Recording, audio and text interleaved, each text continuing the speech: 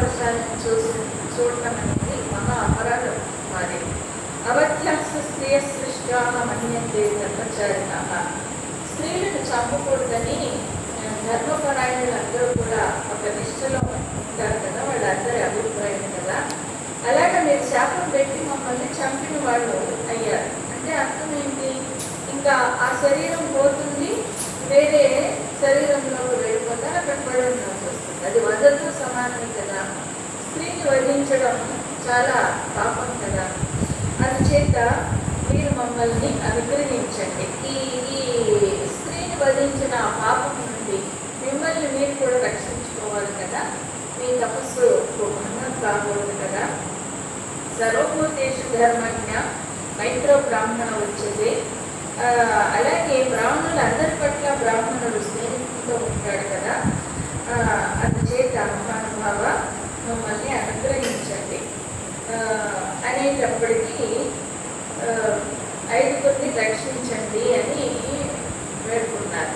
వేడుకుంటే అప్పుడు బ్రాహ్మణుడు ఆ తపోనిష్టలో ఉన్నటువంటి ఆ బ్రాహ్మణుడు అనుకున్నాడు. 100 సహస్రం తు సర్వమక్షయ్య వాచకం పరిమాణం 100 నేనమక్షయ్య వాచకం. 100 సహస్రం అనే పదాల్లో అనంతమైనటువంటి సంఖ్యను తెలియజేస్తారు. 100 అంటే 100 అనే కాదు, ఇంకా ఎక్కువ కూడా సూచిస్తుంది అని. కాబట్టి నేను అన్నటువంటి 100 అనే పదానికి 100 ఏళ్ళనే అర్థము. ఆ 100 ఏళ్ళు అవుగాక, ఆ 100 ఏళ్ళు మాత్రం మీరు అలాగా పడి ఉండాల్సిందే, తప్పదు. ఎందుకంటే మీరు చేసిన తప్పు అలాంటిది.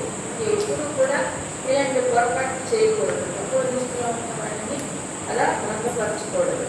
యదాచో గ్రామ పురుషాగ్రహండి పురుషాంజలే. మొసళ్ళగా ఉండి పురుషుల్ని నీటిలోకి లాగి మిమ్మల్ని ఒక నరోత్తముడు వచ్చి బయటకు లాగుతాడు. అప్పుడు మీ పూర్వ రూపాలు మీకు వస్తాయి. నవ్వులాటకు కూడా నేను అబద్ధం అనేది చెప్పను, అంటే నవ్వు నుండి అబద్ధం అనేది అలా రాదు అని అంటాడు. కాని సర్వాణి తీర్థాన్ని తతప్రవృత్తి చేయమ నారీ తీర్థాన్ని నామనేహ ఖ్యాతి న్యాస్తి సర్వశ. అలా 5 తీర్థాలు కూడా ఇప్పుడు నారీ తీర్థాలని పేరుతో పిలుస్తూ ఉంటారట. 5 మంది అప్సరసులు ఆ తీర్థాల్లో నివసించారు. కాబట్టి మిమ్మల్ని బయటకు లాగిన తర్వాత ఆ నరోత్తముడు ఆ తీర్థాలకి నారీ తీర్థాలనే పేరుతోనే పిలుస్తూ ఉంటారు. అవి విద్వాంసులైనటువంటి పురుషులకి పరమ పవిత్రమైన క్షేత్రాలుగా నిలుస్తాయి. వాళ్ళు ఆ క్షేత్రాల్లో తపస్వికులుగా నిలబడతారు అన్నారు. అలా అప్పుడు ఈ వర్గ అనేటటువంటి ఆమె అంటూ ఉన్నది, భారత, మేము ఆ మహర్షికి నమస్కరించి ప్రదక్షిణ చేసి దుఃఖంతో ఆ ప్రదేశం నుండి వేరొక చోటుకు బయలుదేరాము. అలా మాకు మా పూర్వ రూపాన్ని ఇచ్చేటటువంటి ఆ నరోత్తముని ఎలా మేము కనిపెట్టాలి, ఎలా మేము ఆయన్ని చేరుకోవాలి, ఎవరైనా అని మాలో మేము మాట్లాడుకుంటూ వస్తూ ఉన్నప్పుడు అక్కడ కొంతమంది అప్పుడు నారద మహర్షి కనిపించారు. దారిలో కనిపించి ఆయనకు నమస్కరించి, మహానుభావ ఇలా జరిగింది, మేము శాపంలో ఉన్నాము, ఇప్పుడు మేము ఎక్కడ నివసిస్తే ఆ నరోత్తముడు వచ్చి మమ్మల్ని తొందరగా ఈ దేహాల నుండి విముక్తి పరుస్తాడో చెప్పవలసింది అంటే, అలాంటి చోట ఈ తీర్థాలన్నీ ఉన్నాయి. 5 తీర్థాలు ఒకే చోట ఉన్నాయి. ఆ తీర్థాలలో మీరు నివసించండి మొసంగా. అక్కడికి అర్జునుడు అంటే భరత వంశంలోని మహావీరుడు అక్కడికి వస్తాడు. ఆయన స్నానం చేసి మిమ్మల్ని బయట వేస్తాడు. అప్పుడు మీకు ఆ దేహం నుండి విముక్తి కలుగుతుంటాడు. ఇలా చెప్పి ఆమె వర్గ అనేటటువంటి ఆమె అర్జునుడితో విన్నవించుకుంటుంది. మిగతా నలుగురు కూడా ఈ తీర్థాల్లోనే ఉన్నారు ముసలి రూపంలో. వాళ్ళని కూడా బయటకు లాగి అనుగ్రహించండి అని వేడుకుంటుంది. అర్జునుడు అప్పుడు 4 తీర్థాల్లో కూడా మునిగి ఆ ముసళ్ళని బయటకు లాగి పడేస్తాడు.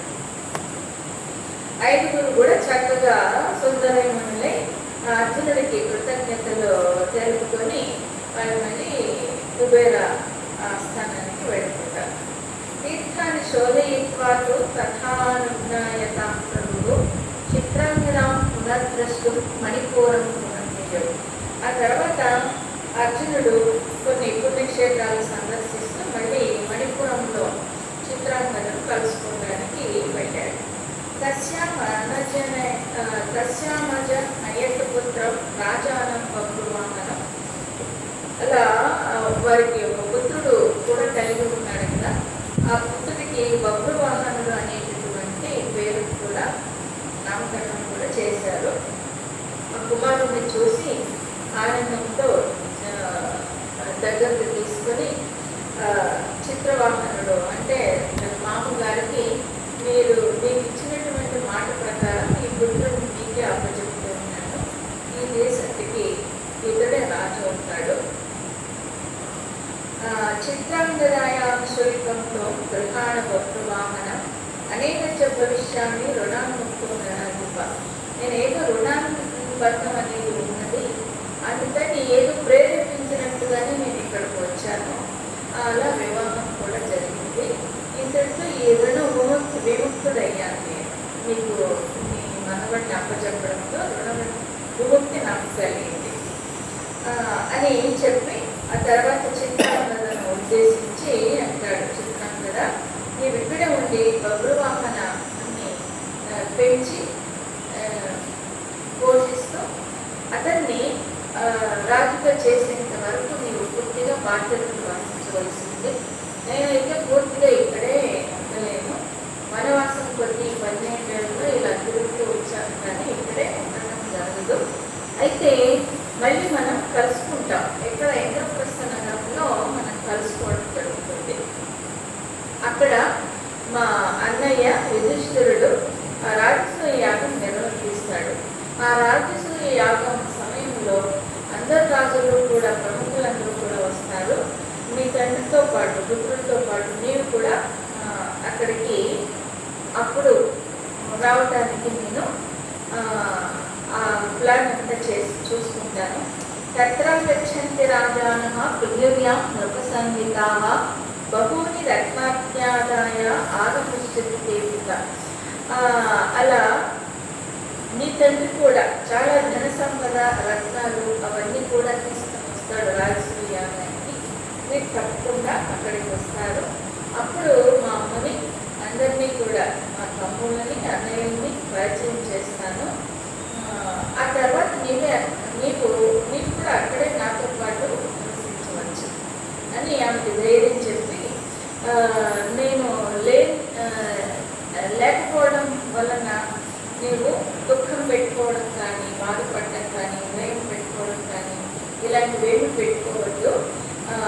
మన యొక్క బాంధవ్యం అంతవరకే ఉంటుంది ఎక్కడి వరకు.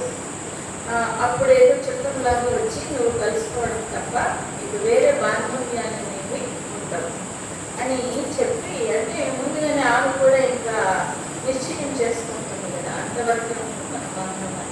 గులిపి కూడా అంతే, ఒక బిడ్డ పుట్టేంత వరకు నేను నాగలోకంలో ఉంటానని చెప్తారు కదా అర్జునుడు. అలాగా వాళ్ళిద్దరూ కూడా ఆ నిశ్చయంలో ఉంటారు. ఇది దిగులు భయం ఇవేవి పెట్టుకోకుండా అలా చెప్పి వారి నుండి సెలవు తీసుకొని గోకర్ణ క్షేత్రం వైపు బయలుదేరి వెళ్తాడు. అది పశ్చిమ సముద్ర తీరం. సో పరాంతేషు తీర్థాన్ని పుణ్యాన్యాయతనాని చ సర్వాణ్యేవానుపూర్వేణ జగామామహిత విక్రమ. అలా అర్జునుడు పశ్చిమ సముద్ర తీరంలో ఒక్కడుగానే ఈ యాత్రలంతా కూడా చేస్తూ ఉంటాడు. పుణ్యతీర్థాలు అన్ని సందర్శిస్తూ అన్ని తీర్థాల్లో స్నానం చేసుకొని సన్నివాసించుకొని అక్కడ అగ్నికార్యం నిర్వహించుకుంటూ అలా వెళ్తూ ఉంటాడు. అలా వెళ్తూ ఉన్నప్పుడు అది ప్రభాస తీర్థం. ప్రభాస తీర్థం అంటే గుజరాత్ స్టేట్ అనమాట, ద్వారకా నగరం పై. ప్రభాస దేశం సంప్రాప్తం బీభత్సు అపరాజితం సుపుణ్యం రమణీయం చ శుశ్రావ మధుసూదన. ఆ ప్రభాస తీర్థంలో అర్జునుడు వచ్చి ఉన్నాడు అన్న విషయం కృష్ణుడికి తెలిసింది ద్వారకా నగరంలో. తెలిసి వెంటనే ప్రభాస్ తీర్థానికి తాను వచ్చేసాడట. వచ్చి తాము అన్యోన్యం సమాశ్లిష్య పృష్ఠవాచ కుశలం వనే ఆస్థాం ప్రియసఖాయవుతో నరనారాయణ కృషి. ప్రియసఖులైనటువంటి ఇద్దరు నరనారాయణులు చక్కగా ఇద్దరు కలుసుకొని ఆలింగనం చేసుకొని క్షేమ సమాచారాలన్నీ కూడా చేసుకొని ఇక్కడికి నీవు ఎందుకు వచ్చినట్టు, ఎలా వచ్చావు, ఒంటరిగా వచ్చావు కదా, కారణం ఏంటి అని అర్జునుడితో కృష్ణుడు ప్రశ్నించాడు. ప్రశ్నిస్తే వివరమంతా చెప్పాడు. అంటే ఏ ప్రాంతంలో ఉన్నప్పుడు అన్నదమ్ములు అంటే ద్రౌపది, అర్జునుడు, ధర్మరాజు 1 సంవత్సరం పాటు వాళ్ళ మౌనంలో ఉన్నప్పుడు ఇంకొకరు అన్నదమ్ములు వెళ్ళకూడదు. అలా వెళ్ళాల్సి వచ్చింది, అవసరం వచ్చి. అలా ఒకవేళ వెళ్ళినట్లయితే 12 సంవత్సరాలు వనవాసం చేయాలి అన్న ప్రతిజ్ఞ చేసుకున్నాను. అందుచేత ఇలా బయలుదేరి రావాల్సి వచ్చింది. వచ్చినందుకు ఎన్నో కొత్త పరిచయాలు, కొత్త బాంధవ్యాలు ఇవన్నీ కూడా ఏర్పడ్డాయి అని చెప్తాడు. చెప్పేటప్పుడు అలాగా అయితే సరే, ఇప్పుడు మనం ద్వారకా నగరానికి వెళ్దాం. దానికి ముందు రైవతక పర్వతం అనే పర్వతం ఉంది ప్రభాస్ తీర్థంలో. అక్కడికి వెళ్ళి మనం అక్కడ ఉన్న పరిసరాలన్నీ కూడా ఒకసారి పరికించి వెళ్దాం రా అని ఇద్దరు కలిసి అక్కడికి వెళ్తారు.